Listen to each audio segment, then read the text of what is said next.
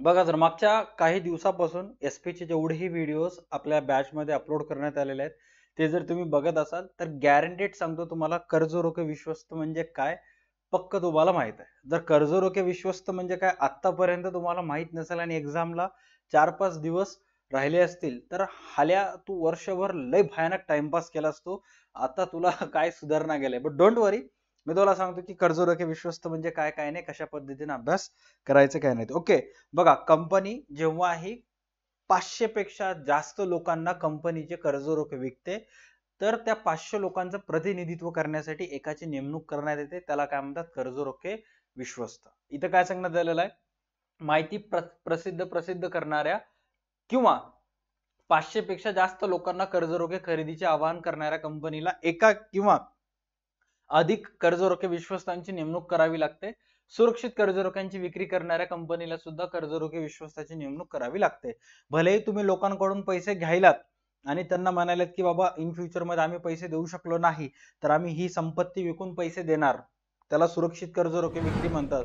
भलेही किती तुम्ही सेफ साईड वापरा, काही पण करा, बट कर्जरोखे विश्वस्ताची नेमणूक करणं कंपल्सरी असतेच. कर्जरोखे विश्वस्त हे काय करतात, कर्जरोखे धारकांच्या हिताचे संरक्षण करतात. उद्या जर एखादा कर्जरोखे धारक म्हणला की आमच्या ग्रुप मधले जेवढेही लोकांनी तुमच्या कंपनीचे कर्जरोखे खरेदी केलेले आहेत प्रत्येकाला मागच्या 3 महिन्यापासून व्याज येत आहे, मला व्याज काय येत नाहीये, काय टेक्निकल प्रॉब्लेम आहे, हा असं जर एक कर्जरोखा येऊन कर्जरोखे विश्वस्ताला सांगला तर त्या विश्वस्ताचं काम काय आहे, कंपनी सोबत कॉन्टॅक्ट करून जे पण काही टेक्निकल ग्लिच आहे ते दूर करून त्या बिचारा कर्जरोखे धारकाचं त्याचं व्याज जे आहे हक्काचं 3 महिन्याचं ते त्याला परत करावं लागते. कंपनी आपल्या कंपनीच्या किंवा धारक कंपनीच्या मालमत्तेवर बोजा निर्माण करते.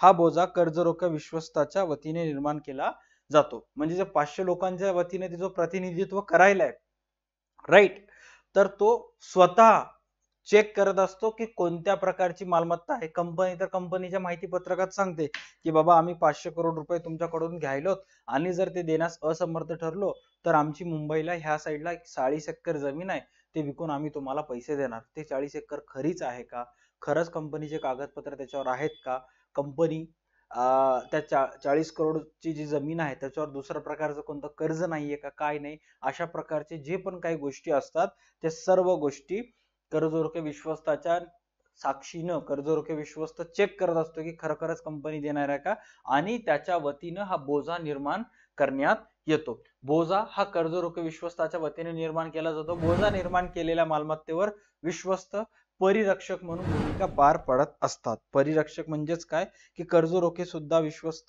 विश्वस्त सुद्धा म्हणतो की बाबा काळजी करू नका, काही झालं तर मी मी स्वतः जाऊन चेक करून आलो, कंपनीच्या नावाने जमीन आहे, कागदपत्र ओरिजिनल कंपनीकडे आहेत, काही झालं तर जबाबदारी माझी, राईट. त्याच्यानंतर माहितीपत्रक किंवा मागणी पत्रक माहितीपत्रक किंवा मागणी पत्र प्रसिद्ध करण्यापूर्वी किंवा कर्जरोख्यांच्या वाटप झाल्यानंतर 60 दिवसात कर्जरोखे विश्वस्ताची नियुक्ती केली जाते. हे तर आपण मागच्या पार्ट मध्ये बघितलं होतं की एकदा कंपनी प्रॉस्पेक्टस वगैरे इश्यू केली की लगेच 60 दिवसाच्या आत कंपनी कर्जरोखे विश्वस्ताची नियुक्ती करते. कोणत्या, संचालक मंडळाच्या सभेमध्ये नियुक्ती केल्या जाते. कर्जरोखे विश्वस्त म्हणून काम करताना विश्वस्तांची लेखी संमती द्यावी लागते. आता जर एखादा एक व्यक्ती असेल जो त्या कर्जरोखे विश्वस्त म्हणून काम करायला, तर त्याला लेखी करार द्यावा लागते, इन रिटर्न मध्ये द्यावं लागते की मी ह्या कंपनीचा कर्जरोखे विश्वस्त आहे. मागणी पत्रकात मागणी माहिती पत्रकात किंवा मागणी पत्रात कर्जरोखे विश्वस्तांचा नावाचा उल्लेख असतो आणि कंपनी जेव्हाही माहिती पत्रक प्रसिद्ध वगैरे करत असते त्यावेळेसच त्याचं नाव त्या कर्जरोख्याचं नाव त्या प्रॉस्पेक्टस मध्ये असते. आता साधं सिंपल आहे. इथं बघा, इथं काय सांगण्यात आलेलं आहे, माहिती पत्रक किंवा मागणी पत्र प्रसिद्ध करण्यापूर्वी कंपनी आता उद्या वाटायला चालू करणार आहे की आम्ही शेअर्स वगैरे विकायलेत म्हणून इन्व्हिटेशन द्यायला चालू करणार आहे, त्याच्या अगोदरच त्या कंपनीचा कर्जरोखे विश्वस्त कोण आहे काय नाही त्याची नेमणूक करून त्याचं नाव त्याच्यामध्ये लिहावं लागतं. ऑलराईट, असं नाही की सगळे शेअर कंपनी कर्जरोखे विकली मग त्याच्यानंतर कर्जरोखे विश्वस्ताची नेमणूक होईल, असं नाही. ओके, आता कंपनीमध्ये आणि त्या 500 कर्जरोखे आहेत, 500 पेक्षा जास्त ज्यांच्याकडून कंपनी कर्ज घेणार आहे, या म्हणजे जे कंपनी ज्या 500 पेक्षा अधिक लोकांकडून पैसे घेणार आहे त्यांचं प्रतिनिधित्व करणाऱ्या व्यक्तीला कर्ज रोखे विश्वस्त म्हणतात. त्या प्रतिनिधीमध्ये आणि कंपनीमध्ये करार केला जातो ज्याच्यावर तो लेखी स्वरूपात स्वाक्षरी करत असतो, त्याला कर्ज रोखे विश्वस्त करार असे म्हणतात. त्याच्याबद्दल इथं माहिती सांगण्यात आलेलं आहे. काय सांगण्यात आलेलं आहे की कंपनीला एक किंवा अधिक कर्जरोखे विश्वस्तांची करार करावा लागतो, कारण एक किंवा अधिक असू शकतो, राईट. त्याच्यामध्ये पण टाइप्स असतात. कर्जरोखे विश्वस्त करारामध्ये कराराचे नियम व अटी लेखी स्वरूपात असतात. शबाश, क्लिअर आहे. कर्जरोखे विश्वस्त करार हा कंपनीच्या मालमत्तेचे विश्वस्ताकडे दिले जाणारे कायदेशीर साधन व दस्तऐवज आहे. साधं सिंपल आहे की कंपनी स्वतः त्या करारामध्ये मेन्शन करत असते की बाबा त्या 500 लोकांकडून आम्ही पैसे घ्यायलो, राईट, आणि त्याचं प्रतिनिधित्व तू करायलास कर्जरोखे विश्वस्ताला सांगते.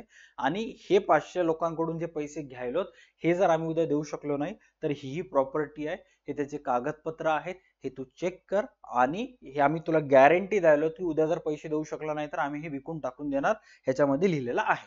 कंपनी त्यांची बाजू क्लिअर करायली, काय सांगायली की कायदेशीर साधन आहे. नीट बघा काय सांगण्यात आलेलं आहे की कर्जरोखे विश्वस्त करार हा कंपनीच्या मालमत्तेचे विश्वस्ताकडे दिले जाणारे कायदेशीर साधन दस्तऐवज आहे. या करारान्वये कर्जरोखे धारकांचे हक्क आणि कर्जरोखे विश्वस्तांची कर्तव्य आणि अधिकार स्पष्ट केले जातात. कर्जरोखे विक्रीची मुदत संपल्यानंतर 3 महिन्याच्या आत कंपनी हा करार करावा लागतो. बघा, कर्जरोखे विक्री झाली, अमित शहाच्या भाषेत आप क्रोनॉलॉजी समजे. कर्जरोखे विश्वस्ताची नियुक्ती माहिती पत्रक प्रसारित करण्याच्या अगोदर, माहिती पत्रक प्रसारित केलं तर 6 महिन्याच्या आत, नीट लक्ष द्या, 6 महिन्याच्या आत भाग प्रमाणपत्र द्यावं लागते. आणि माहिती पत्रक प्रसिद्ध केल्यानंतर कर्जरोखे विक्री झाल्यानंतर 3 महिन्याच्या आत हा करार करावा लागतो. काय सांगण्यात आलेलं आहे, कर्जरोखे विक्रीची मुदत संपल्यानंतर 3 महिन्याच्या आत कंपनी हा करार करावा लागतो. सभासद व कर्जरोखे धारक या कराराची तपासणी करू शकतात आणि निश्चित स्वरूपाचे शुल्क भरूनच त्याची एक प्रत मिळवू शकतात, राईट. अशा प्रकारे हा चॅप्टर इथंच संपला. बघा, एसपी मध्ये एक गोष्ट आय गेस चांगली करण्यात आलेली आहे की प्रत्येक चॅप्टर संपल्यानंतर आय गेस असायला पाहिजे एक सारांश असं दिलेलं आहे, राईट. जर तुम्हाला कमीत कमी वेळेत एसपीचा जास्तीत जास्त अभ्यास करायचा आहे किंवा इम्पॉर्टंट जाणून घ्यायचे की एसपीचे काय महत्वाचे असतात, सरळ सरळ प्रत्येक चॅप्टरचा सारांश वाचून जायचं, दॅट्स इट. बाकी दुसरं तिसरं काहीच नाही, ऑटोमॅटिक सर्व गोष्टी क्लिअर होतात. उद्या पेपर आहे, एका दिवसाचा टाइम आहे, वर्षभर काय अभ्यास केला नाही, सरळ सरळ सारांश वाचून जायचं. ऑलराईट, नेक्स्ट जो चॅप्टर आपला असेल तो असेल चॅप्टर नंबर 5, ठेवी. आता ठेवी स्वरूपात जनतेकडून कशा पद्धतीने पैसे घेत असते, काय नाही, काय पत्र व्यवहार वगैरे करावं लागतात का, ह्या चॅप्टर मध्ये आपण डिस्कस करणार आहोत. भेटूयात पुढच्या व्हिडिओज मध्ये. तोपर्यंत पाहत राहा तुमचा आवडता युट्यूब चॅनल DA2 अकॅडमी. चला bye, take care and stay connected.